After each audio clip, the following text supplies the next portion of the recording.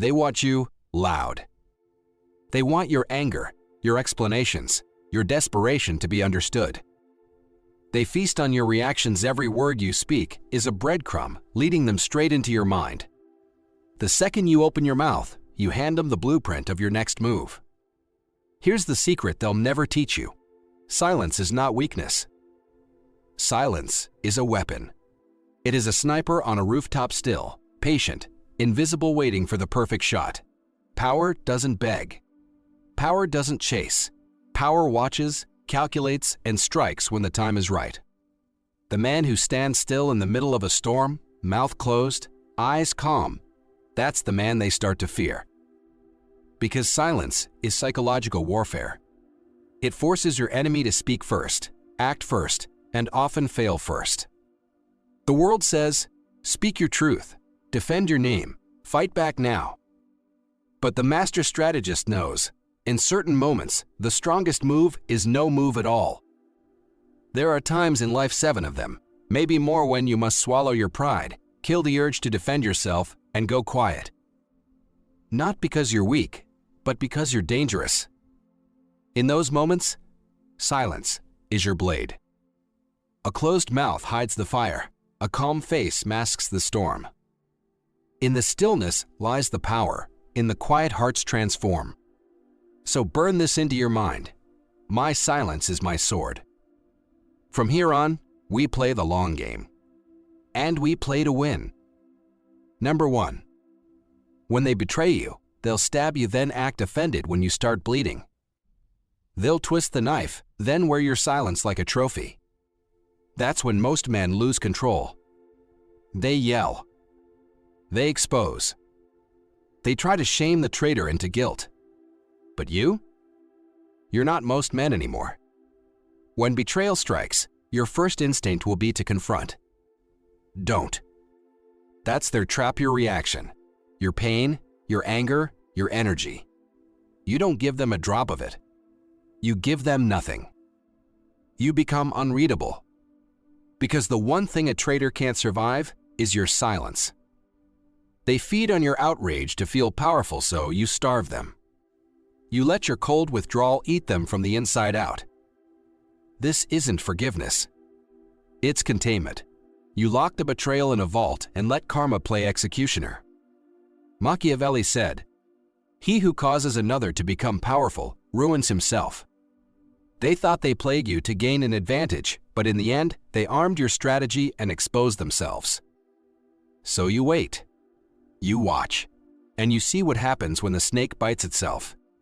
Comment below, betrayal fuels my silence. Because when we're cut, we don't scream. We sharpen the blade. Number 2. When they underestimate you, they look at you and see less than you are. Good. Let them.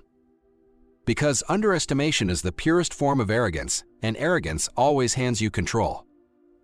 Most people panic when they're underestimated. They overtalk, overprove, overreach, wasting energy trying to fix someone else's perception. But here's the truth. Being underestimated is leverage. A man with real power doesn't broadcast it. The most dangerous one in the room is the quiet one, the one you barely notice until it's too late.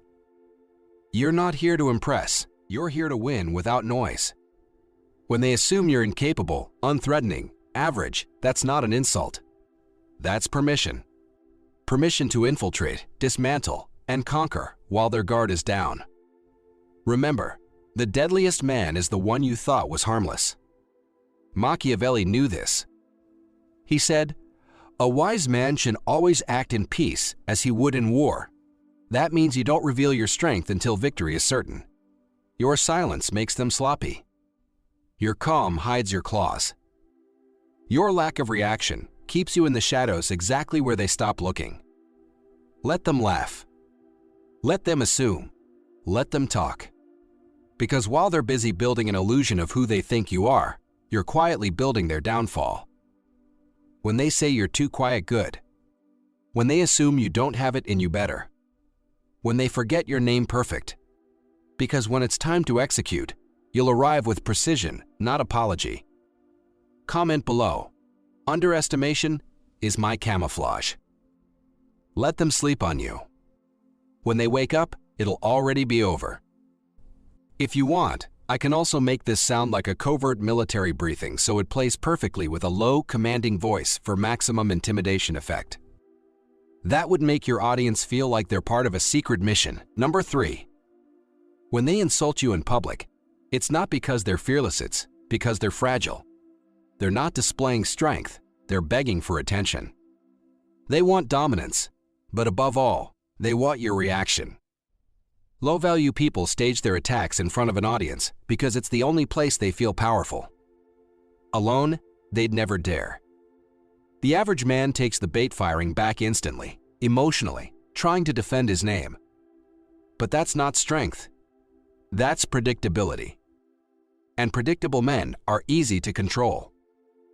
If one public jab can pull your strings, you're not a threat, you're a puppet. But you're not here to be provoked.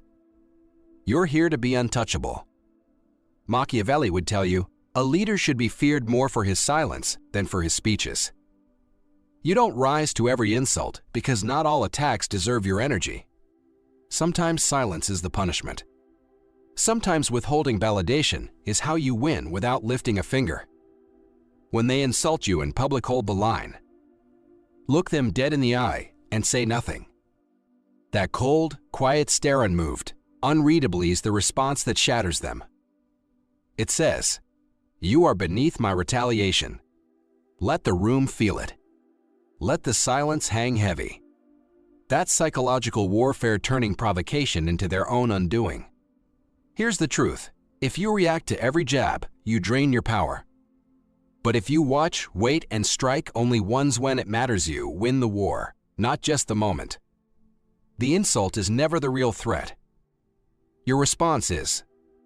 And the most feared man in the room is the one who can dismantle an ego without speaking a word. The crowd won't remember who got loud. They'll remember who stayed calm. Power isn't in volume. It's in composure. Comment below, "My silence humiliates louder than words." Carry that into every room. Because the next time someone tries to tear you down in public, you won't flinch. You'll smile like a man who already knows something they don't, and by the time they figure it out, they'll realize your silence wasn't weakness. It was proof they were never worth your strength. Number 4. When power watches you, it's not to praise you. It's not to support you. It's to measure your threat level, your control, your usefulness. Every movement, every word, every pause is being assessed. This is where most people fail. They speak too soon. They fish for approval. They rush to prove they're smart, ready, worthy. That's not confidence, that's insecurity disguised as ambition. And it's louder than any insult you could throw at yourself. But the man who understands real power knows how to be still. In the presence of those above you, you don't perform, you observe. You speak only when it moves the game in your favor. Your words are clean, tight, deliberate. No rambling. No self-promotion. Let them wonder. Let them lean forward to figure you out. Because the less you reveal, the more they speculate. And when power doesn't know your full hand, it treads carefully. It starts to respect the mystery. You're not there to be liked. You're not there to be noticed. You're there to control perception from the shadows. Machiavelli warned, when those in power notice you, it must serve a purpose. Shine too bright too soon, and fear will crush your rise. But if you remain silent, useful, unreadable, you rise like smoke. Untouchable. Unstoppable. Your silence isn't emptiness, it's calculation. While others perform, you're collecting intelligence. Every glance, every shift, every reaction is data. Every word you withhold is energy reserved for a decisive strike. Let them underestimate you. Let them overlook you. It's not an insult, it's an advantage. Because when you finally move, they won't be ready for the weight you bring. In rooms of influence, the loud get noticed. The quiet get respected. And the man they can't place, can't predict, that's the man they fear. So don't reveal your dreams. Don't argue your worth. Don't hand out details they haven't earned. When the powerful are watching, keep your voice low, your answers short, your presence steady. They'll bait you, test you, try to pull out your hunger. But when they see you're not chasing attention, not begging for position, not leaking ambition, they'll respect you in silence. That's when the real offers come. Comment below, Power watches. I stay unreadable. Because kings are built in enemy courts not through applause, but through command. From this point forward, you don't speak to be seen. You speak to be obeyed. Number 5. When a weaker man disrespects you, understand this: he's not attacking your position. He's auditioning for attention. He's smaller, louder, less capable, but with an audience watching, he feels 10 feet tall. The trap is emotional. Your pride wants to strike back. Your ego wants to silence him fast, loud, final. That's where most men fail. They respond, and in doing so, they make the weaker man relevant. Don't fall for it. When someone beneath your level takes a shot, the most dominant move is strategic indifference. You don't fight ants. You don't punch shadows. You don't swing downward, it only lowers you. Machiavelli called it punching beneath station. A prince doesn't debate peasants in public. Not because he can't, but because doing so humanizes the threat. You're not here to even the scale. You're here to tilt it so far that the comparison becomes laughable. A weaker man survives on your reaction. Silence suffocates him.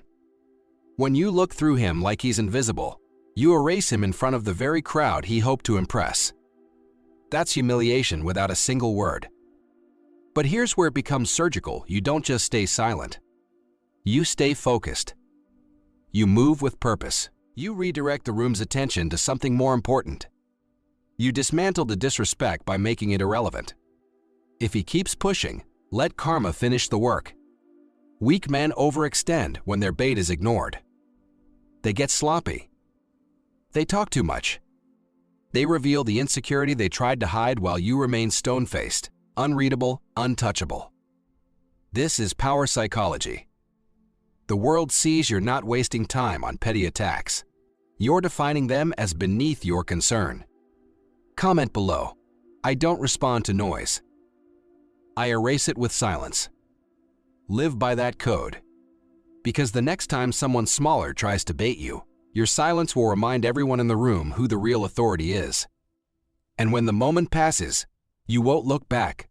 They'll still be stuck in the past, still talking, while you're already 6 moves ahead, still building. Number 6. When you know the truth and they're lying, remember, this truth doesn't beg to be believed. It doesn't flinch. It stands. When you truly hold the truth and someone lies to your face, the most dominant thing you can do is nothing. Not at first. That's when the game flips. Most people can't handle deception. They twitch, their voice cracks, their urgency to prove they're right betrays them. That desperation is exactly what the liar wants. Her emotions. They want you loud, unstable, reactive. Because even if you're right, you'll look wrong. But you're not here to look right. You're here to win. When someone lies and you already hold the truth, you're sitting on a weapon. The worst move? Using it too soon. Let them talk. Let them build their fantasy. The deeper they go, the more they expose tone, contradictions, slip-ups. You're not being passive. You're preparing the kill shot. Machiavelli said a wise man must never fear being seen as wicked if it serves the greater good. Let them lie if it makes the trap cleaner. You're not chasing applause, you're building leverage. Because the longer the lie breathes, the heavier it becomes. Until it's undeniable, unrecoverable, unforgivable. While they spin, you write the ending in silence. You don't react. You don't accuse. You watch. You own the timeline. You decide if the truth burns them in public or haunts them in private. Sometimes, the best revenge is letting them live with the weight of the lie every single day, This is power. This is patience. This is surgical revenge. You know you've leveled up when you stop telling people what you know and start watching how far others will go thinking you don't. Most people scream for validation when they're right. But a man in control lets time do the talking. Your silence becomes suspense. Every lie they repeat becomes another turn of the screw. They start to sweat. They over-explain. They can't meet your eyes. The shift happens. People notice not because of what you say, but because of what you don't. Comment below, I weaponize silence when I hold the truth. Make it a mantra. From now on, you don't burn energy exposing people. You let them expose themselves. And when you decide to act, it's precise. One message. One receipt. One strike. And when the truth drops, you don't gloat. You don't smirk. You don't celebrate. You stay composed because this isn't victory. It's confirmation. You've mastered the dark art, living with truth while they weaponize the lie. No rushing. No warning. No wasted moves. Rules. Never interrupt a liar mid-performance. Never defend when exposure is stronger than denial. Never speak too soon because silence before impact is scarier than impact itself. That's how legends are made. Not by noise. By control. So next time someone lies to you like you're blind, remember, you're not just holding truth. You're holding the blade. And the deadliest thing about it is that you decide exactly when it cuts. Comment again. The truth is mine. I release it when I choose. Got it? You want this rewritten so it keeps the same tone, flow, and impact, but with fresh wording. Number 7. When someone tries to intimidate you, intimidation is theater of bluff. A mask of strength worn by the uncertain. Anyone who tries to intimidate you is already afraid of what you could become if you weren't under their control. Understand this. Men with real power don't perform dominance. They don't need to. They don't bark orders, invade space, or throw their weight around to prove anything. Why? Because presence is enough when you truly own it. So when someone steps forward, chest out, voice raised, trying to rattle you, do nothing. Don't blink. Don't match their tone. Don't take the bait. Stand your ground. Keep your body still. Let them act out. Let them reveal to everyone how badly they need validation, how desperate they are to be seen as dangerous. In that silence, you become the real danger. Because fear doesn't come from noise or posture, it comes from mystery. It comes from a presence they can't measure.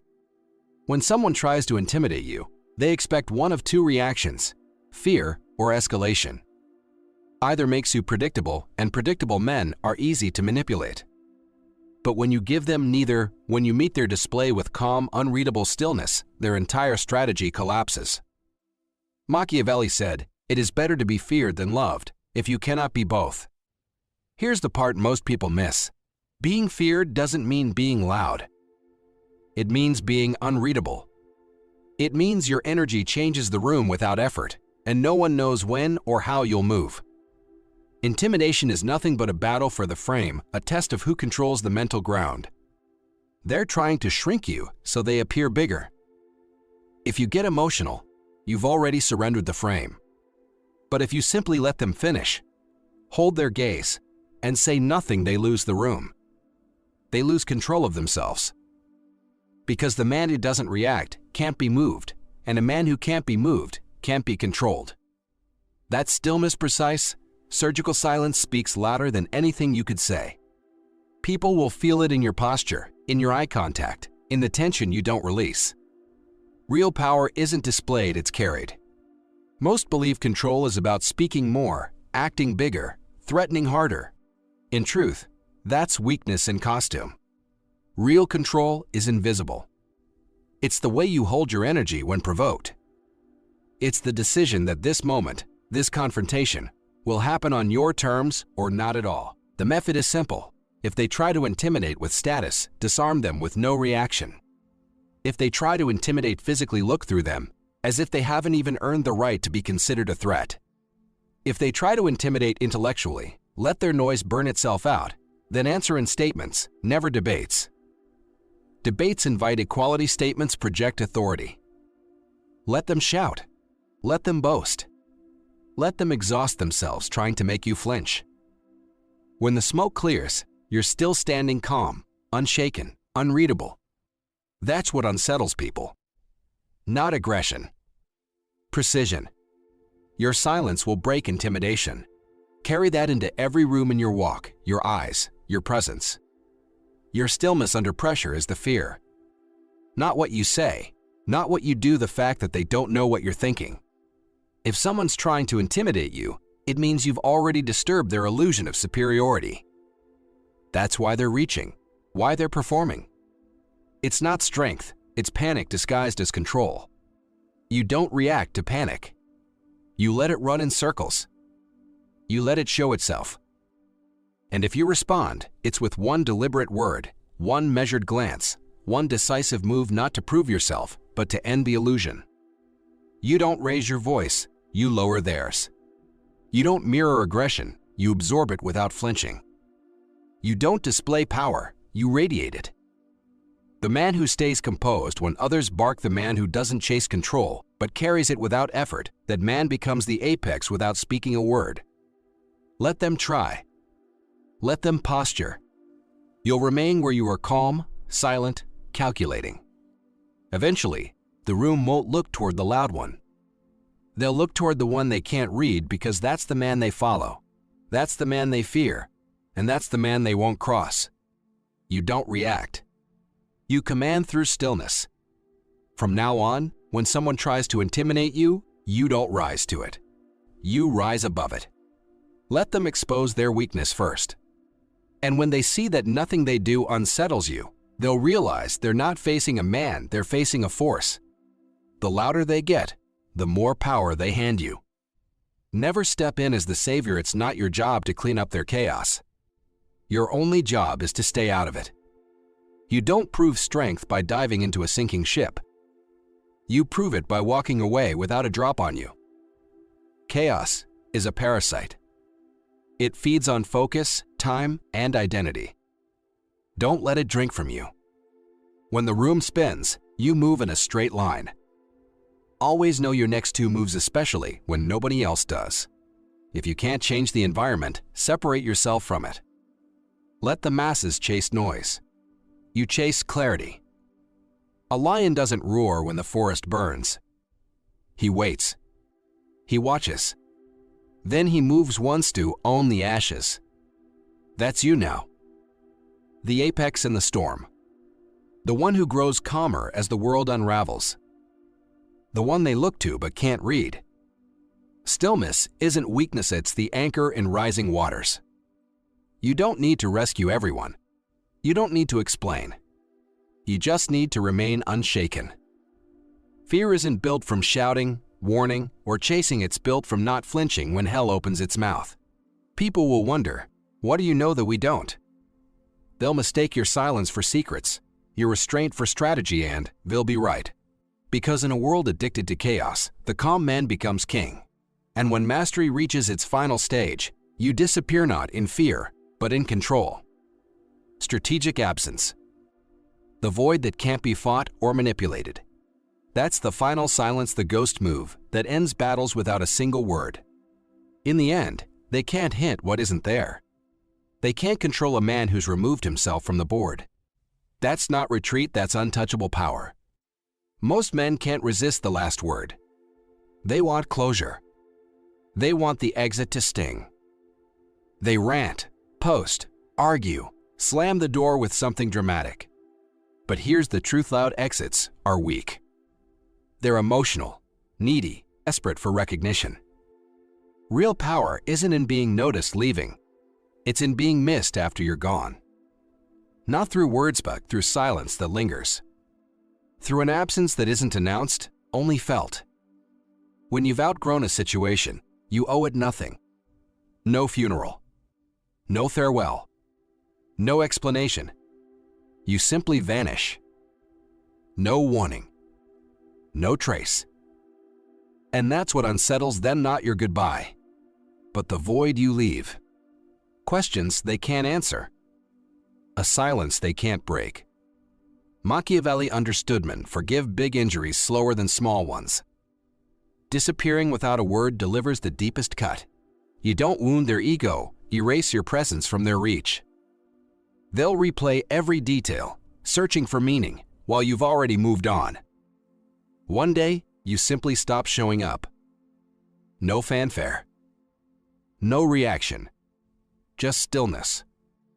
Power doesn't always explode, sometimes it disappears. And when you see the game for what it is, manipulation, control, performance, you value energy over pride.